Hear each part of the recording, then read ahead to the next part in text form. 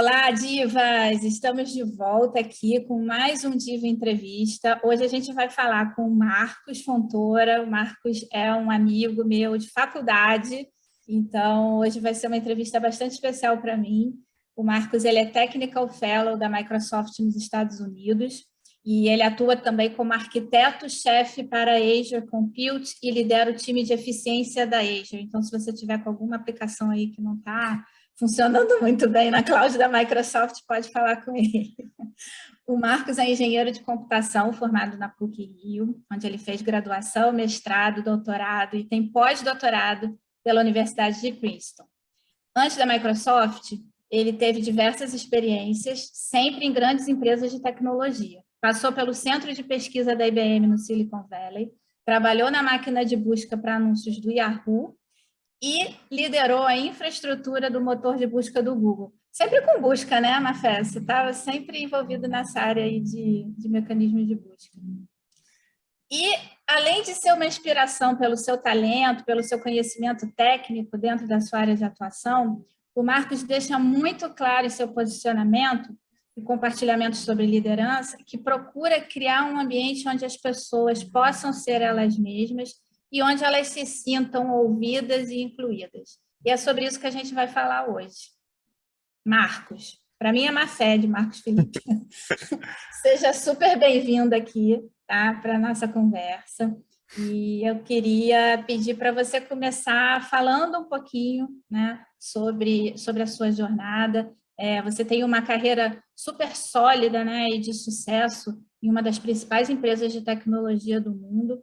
E quem tem a oportunidade de conhecer você mais de perto e acompanhar um pouco das suas contribuições sobre liderança, assim, fica muito claro, né? Dá para perceber o quanto que você exerce essa liderança de forma autêntica, de forma vulnerável até, eu diria, algumas vezes. Eu já li algumas coisas suas, onde você não tem problema nenhum em se vulnerabilizar. E também mostra, né, que você tem uma consciência muito grande do valor que a diversidade e a inclusão tem para o sucesso de um time. Então, conta um pouquinho para a gente como que foi a sua jornada até aqui e o que te inspira em exercer essa liderança dessa maneira. Renata, Cacá, bom, Renata, é um prazer estar aqui falando com você, como a gente estava se falando essa semana, né, acho que nem me lembro quando foi a última vez que a gente se viu pessoalmente, mas a Renata e eu estudamos juntos na graduação na PUC, e éramos super amigos na época, e acabou que a vida nos levou por caminhos diferentes, mas assim, eu me mudei para cá, e com essa correria da vida a gente meio que perdeu o contato, mas assim, a gente sempre manteve contato pelas redes sociais, assim, a única rede social que eu tenho, na verdade, é o LinkedIn, então, pelo LinkedIn, mas, mas assim, muito bom saber, recentemente, que a Renata estava trabalhando com diversidade, porque é uma das coisas que eu tenho me focado bastante, desde que eu saí do Brasil e comecei a trabalhar aqui, comecei a trabalhar nas várias empresas que eu trabalhei. Bom, deixa eu voltar um pouco atrás e contar um pouco da história, então. Como a Renata falou, eu fiz de graduação, mestrado, doutorado na PUC do Rio, e eu me mudei para os Estados Unidos em 99. Inicialmente, o plano era ficar um ano fazendo pós-doutorado, voltar para o Brasil, mas acabou que eu me adaptei bem, resolvi ficar e fui, apliquei para algumas empresas e acabei indo para esse emprego no centro de pesquisa da IBM no Silicon Valley. E também a intenção era ficar um ano, esse um ano acabou virando 20 anos que eu estou aqui.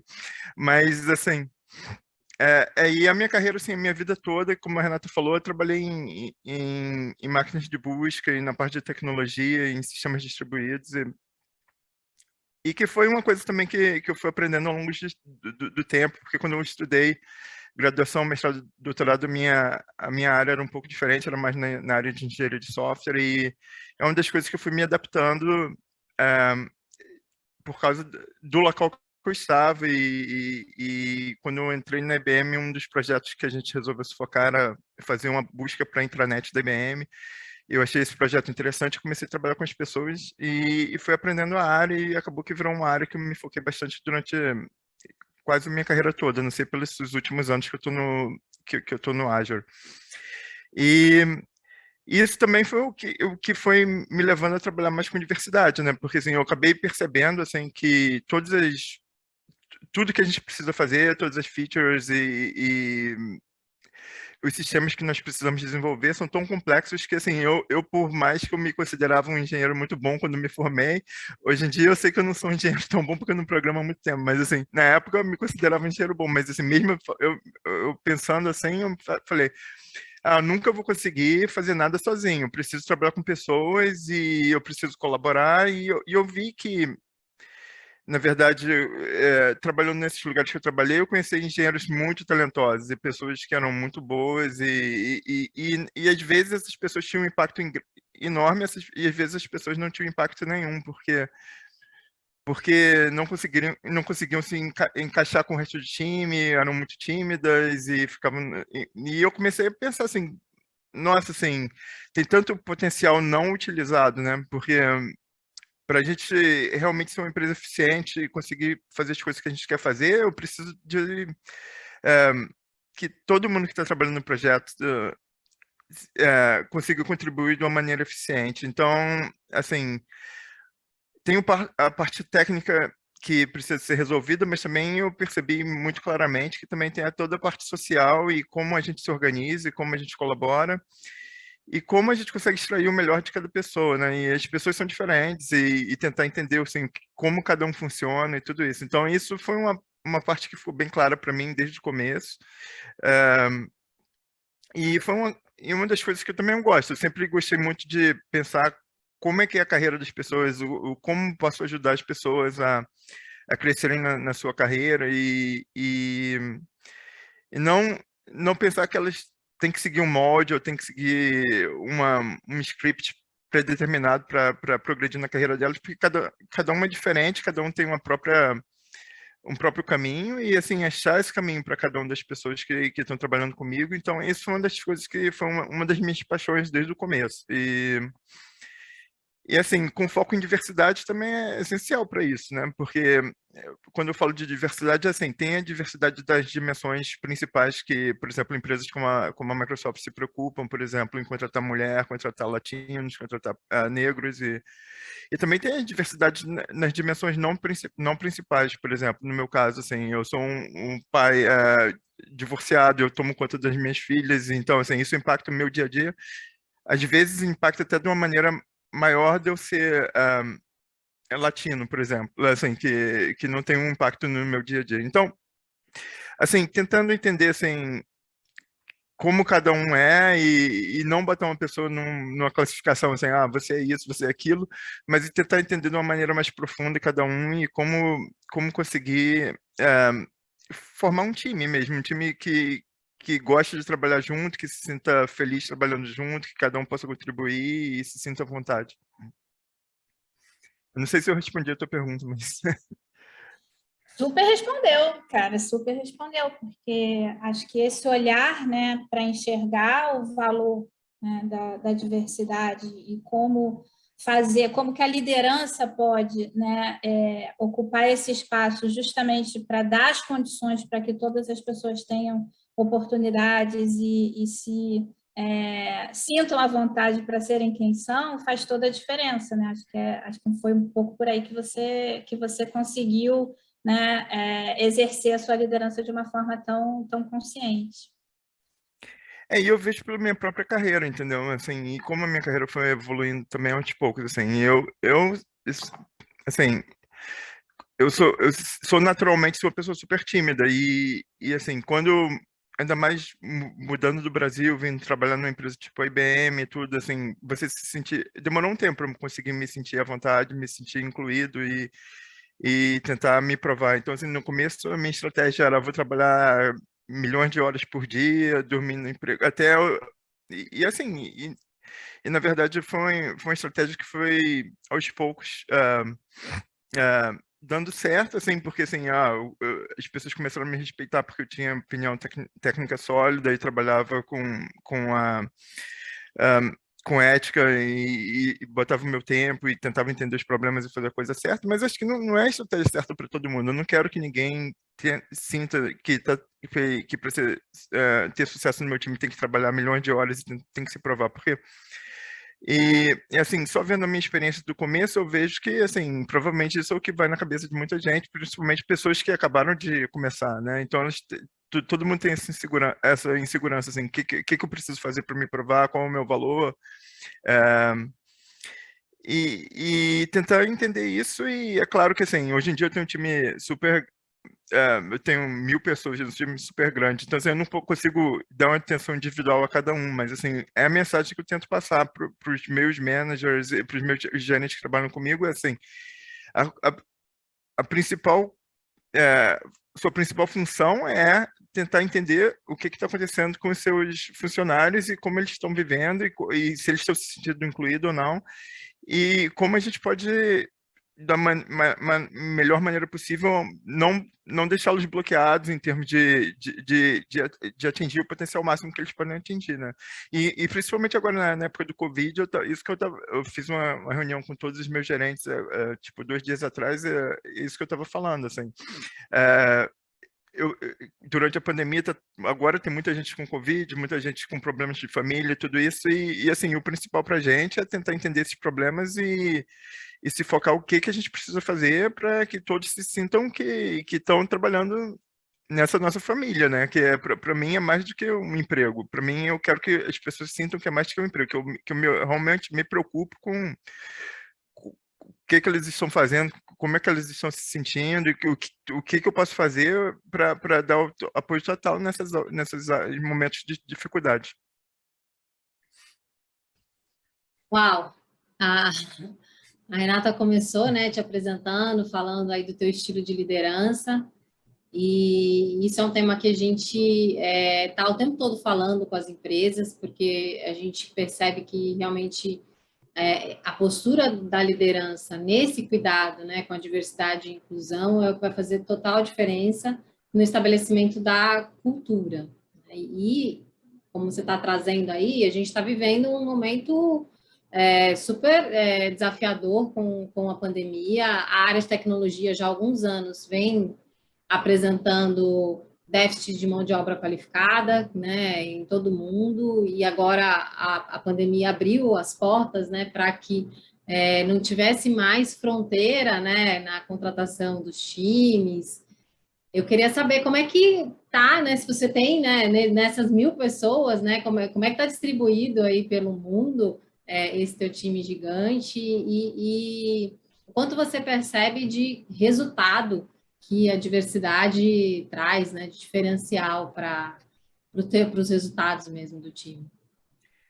Isso Cacá, assim, o meu time, eu tenho um time muito grande aqui em Redmond, que é na área de Seattle, nos Estados Unidos, e a gente está... Uma das preocupações é a gente crescer, e a Microsoft era bem...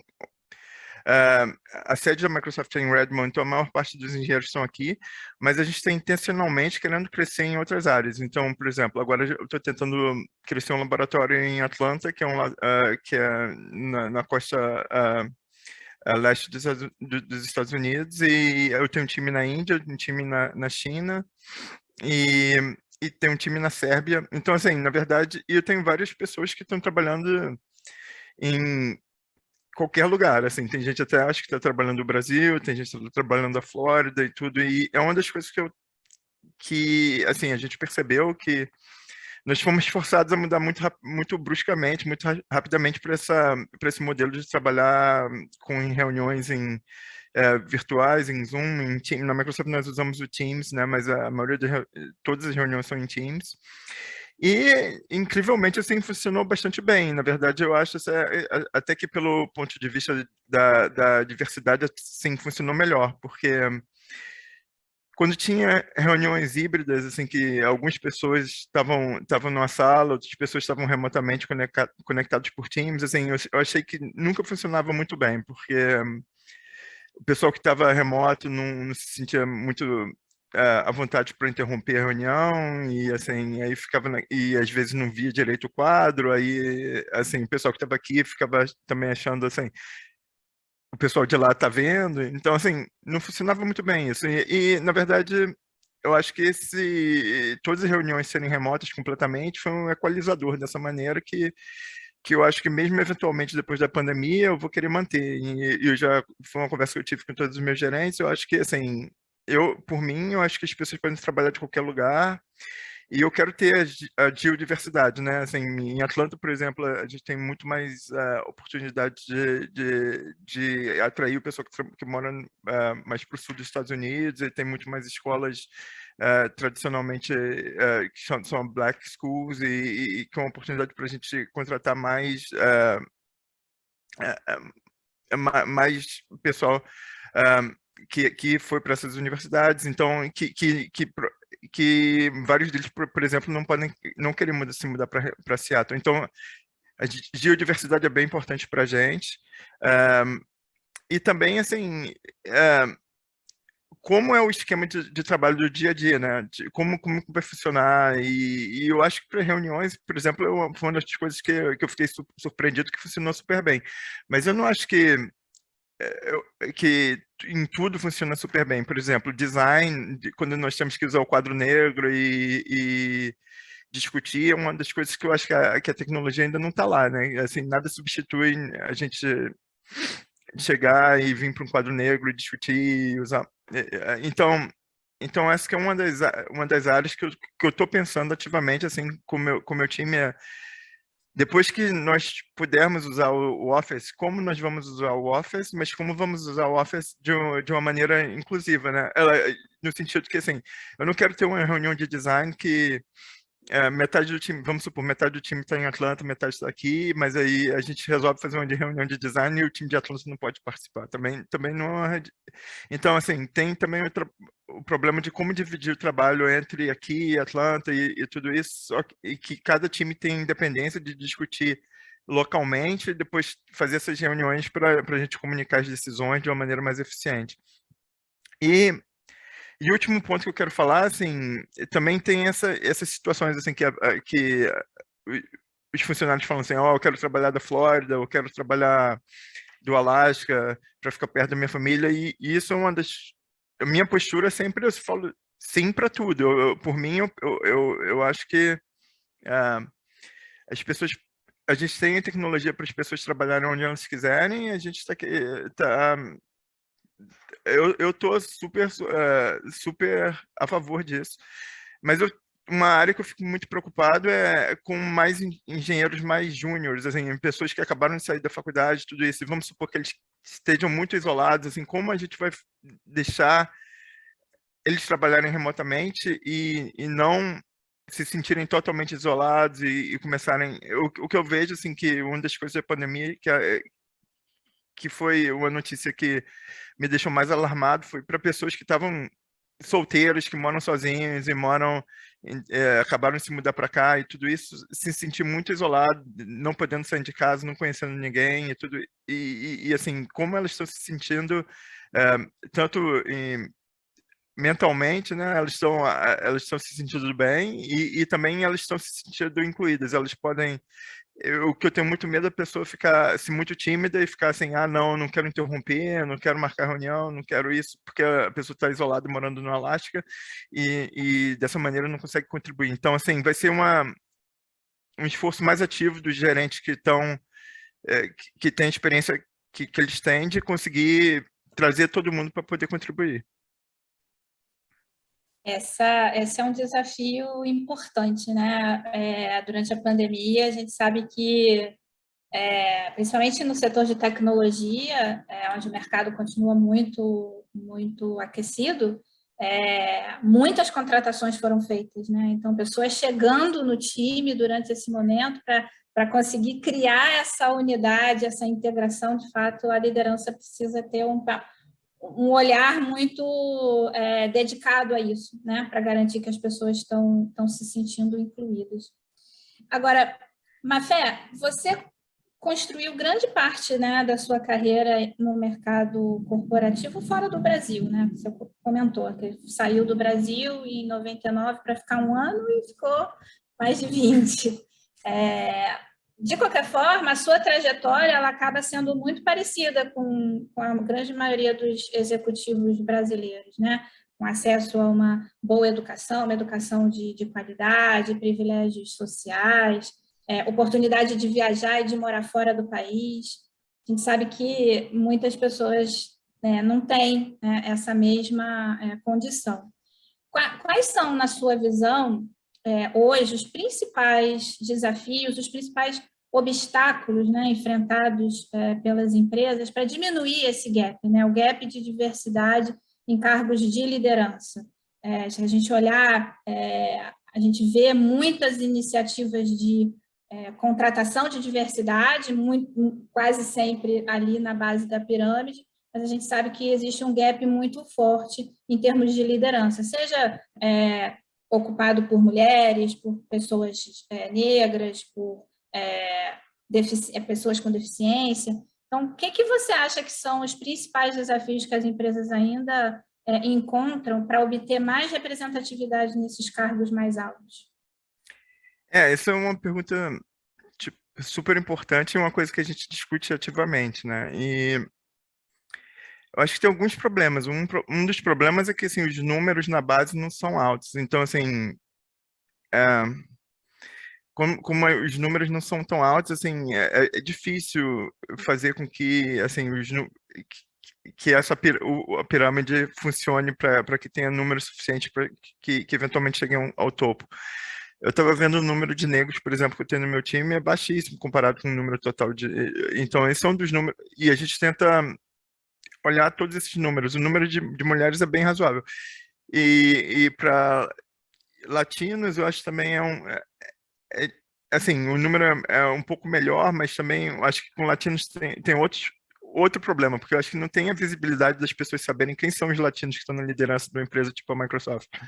Porque é muito difícil saber, por exemplo, se você não me conhece, saber que, assim, às vezes as pessoas acham que eu sou russo, eu sou alemão, eu sou francês, e assim, e isso é comum para todo mundo que é latino. Então, acho que também tem a falta deles terem os modelos, né? E assim, quem são as pessoas, quem são as pessoas que podem me ajudar e criar esse senso de comunidade. Então, uma das coisas que eu estou tentando fazer ativamente é criar as comunidades. Eu lidero a comunidade de latinos para o Azure.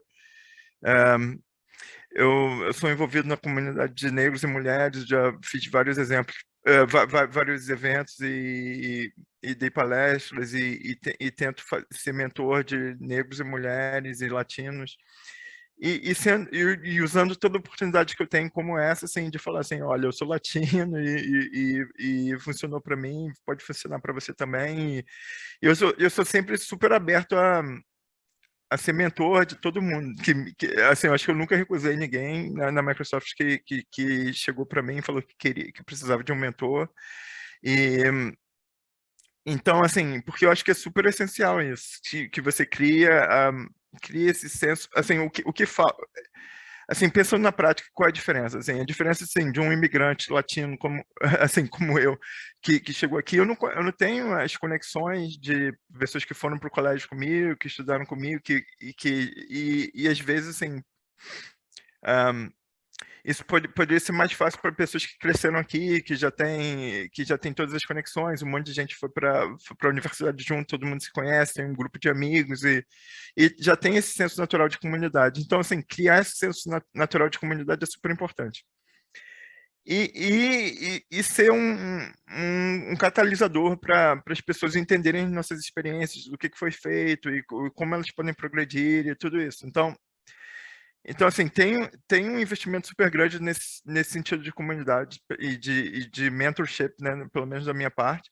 E isso eu estou vendo por os meus pares, que são outros vice-presidentes da Microsoft, que são latinos também, que acho que tem pouquíssimos, mas todos eles têm essa consciência e uma das coisas que, por exemplo, eu trabalho com um colega meu, Abolade, que é também Technical Fellow, que ele é de Angola, e ele teve uma participação muito grande, fundamental, de criar o Centro de Desenvolvimento da Microsoft no Quênia, na África, e que foi assim, um passo fundamental que a Microsoft deu, porque a África é um mercado super estratégico para a gente, né? E uma das coisas que eu não sabia sobre a África é que a idade média é menor do que é bem menor, 10 anos menor do que a idade média das pessoas nos outros continentes. Então vai chegar uma época que, se você precisar contratar algum projeto de pessoas de uma certa idade, assim, você não vai conseguir contratar ninguém que não seja na África.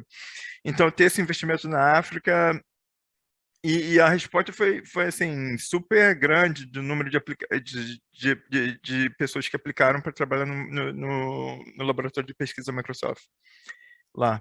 E como a gente fez esse investimento, a gente está considerando outras áreas do mundo onde a gente possa investir, tipo, ou criando laboratórios, ou tendo projetos para até mesmo antes de chegar na época de aplicar para a Microsoft, né? Então, um dos projetos que eu estou tentando liderar com pessoas do meu time é um projeto de outreach.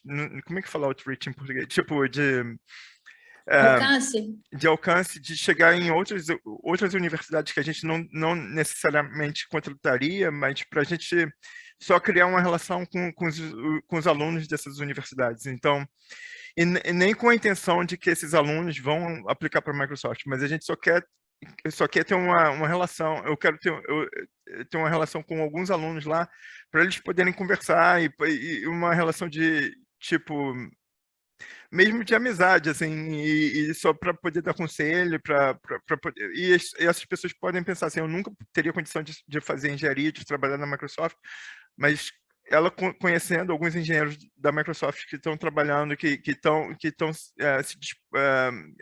tirando tempo deles para conversar com essas pessoas e criar uma relação que pode durar por um ano, pode durar para a vida inteira. E mesmo que elas não apliquem para a Microsoft, mas vão trabalhar na Google, no Facebook, em algum outro lugar, já seria um ganho para a gente, né? Porque assim, é mais gente no mercado e o que eu quero conseguir fazer é criar a base da pirâmide ser um pouco maior também. Então, acho que tem investimentos em todas as áreas, assim, como aumentar o número de pessoas chegando na base e também, uma vez que chegou, criar esse senso de comunidade, né? Pelo menos para tentar igualar um pouco o campo.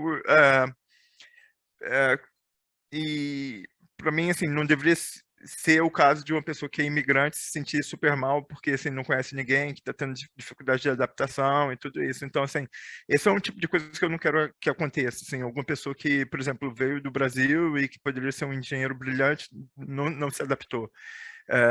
E assim, a gente tem as condições de criar uma maneira que essa pessoa se adapte, e agora, como a gente estava falando na outra pergunta, né, sobre podendo trabalhar remotamente, tudo isso, se for o caso, até voltar para o Brasil e trabalhar do Brasil, né, e criando as condições que essa pessoa seja efetiva trabalhando no Brasil.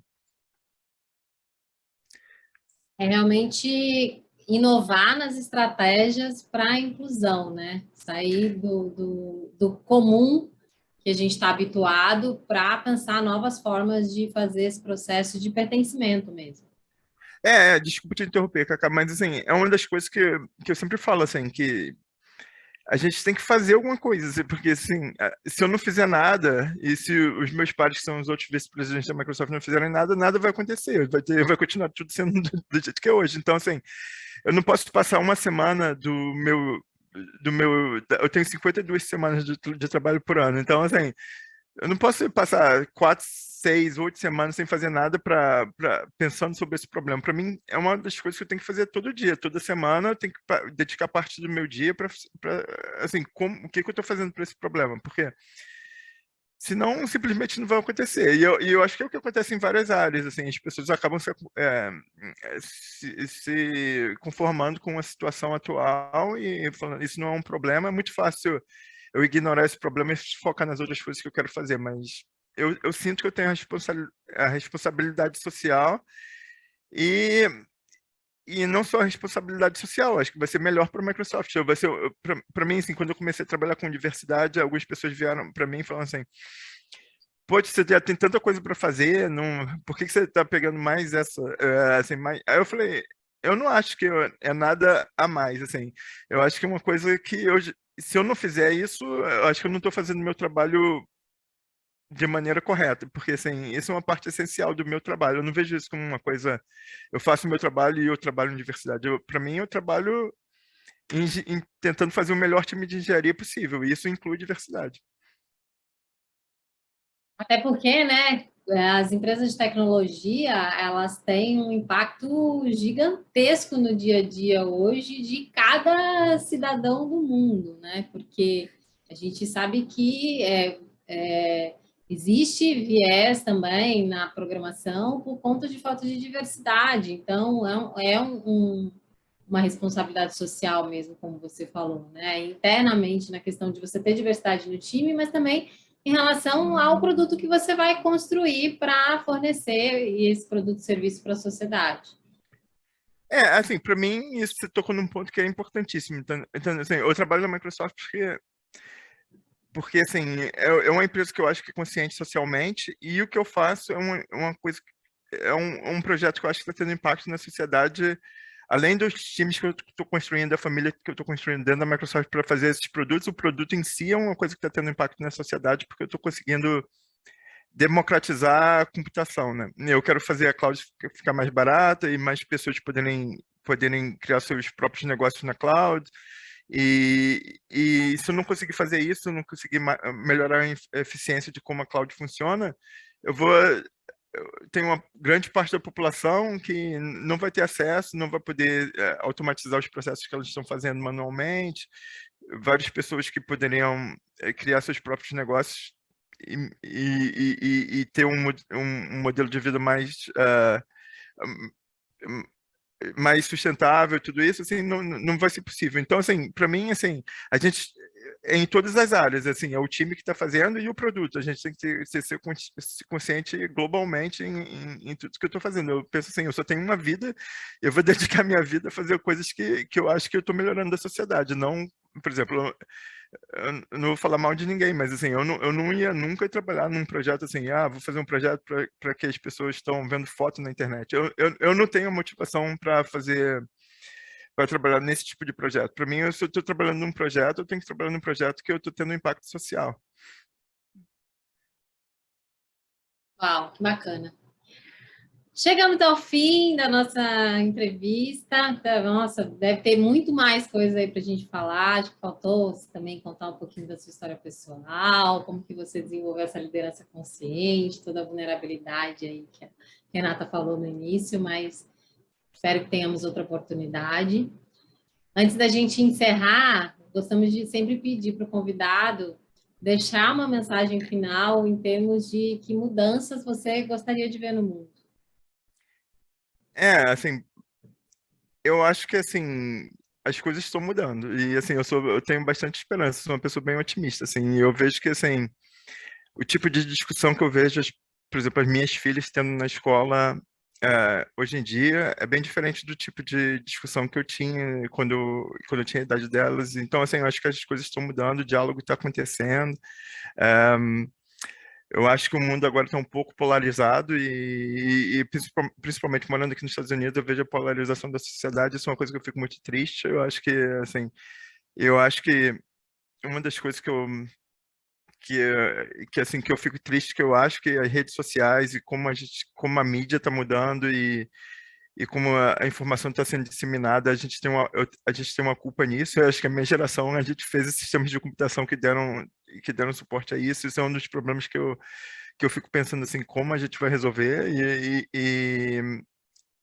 Mas eu acho que, em geral, assim, a democratização da informação e os diálogos estão acontecendo. Então, assim, eu sou bem esperançoso que a gente está num momento que pode ser, assim, pode parecer caótico com a pandemia, com a polarização, ah, com o descrédito à ciência por boa parte da população aqui nos Estados Unidos também. Eu acho que isso tudo vai ser um momento que a gente vai superar e que a gente vai chegar numa sociedade onde de repente, assim, essa questão de diversidade vai ser bem mais natural, né? Eu espero que em 20 anos, na época das minhas filhas, elas não precisem se focar em diversidade, porque vai ser uma coisa que vai acontecer naturalmente. Então, esse é o legado que eu queria deixar,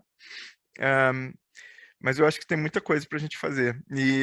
Assim, E eu me sinto realmente culpado por algumas das coisas que estão acontecendo. E assim, tipo, social media é uma coisa que eu acho que assim, eu penso que assim, todo mundo da minha geração que trabalhou nesses sistemas de inteligência artificial e que foram usados para popularizar como as informações são disseminadas, também a gente criou uma ferramenta que está sendo usada para o mal, no meu ponto de vista, assim, e é uma das coisas que eu queria ver, achar uma solução, eventualmente.